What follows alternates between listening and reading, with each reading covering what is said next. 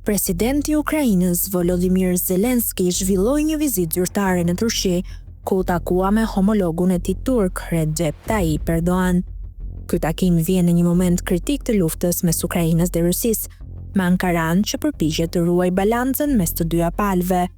Burime diplomatike raportojnë se Erdogan i ka premtuar Zelenskit mbështetje për të rritur presionin ndaj Moskës, veçanërisht në aspektin ekonomik dhe ushtarak. Një nga temat kryesore të diskutimit ishte siguria në detin e zi dhe eksporti i grurit, për të cilin Turqia ka një rol kyç.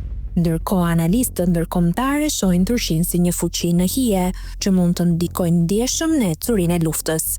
Ankaraja, e cila ka marrëdhënie të ngushta ekonomike me Rusinë, mund të përdorë këtë ndikim për të dobësuar pozitat e Kremlinit, duke kufizuar aksesin e Moskës në tregjet ndërkombëtare dhe duke forcuar aleancën e saj me Perëndimin.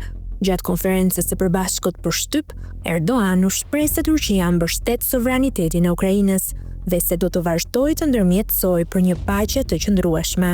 Nga ana tjetër, Zelensky theksoi rëndësinë e bashkëpunimit me Ankaran, veçanërisht në çështjet e mbrojtjes dhe sigurisë energjetike.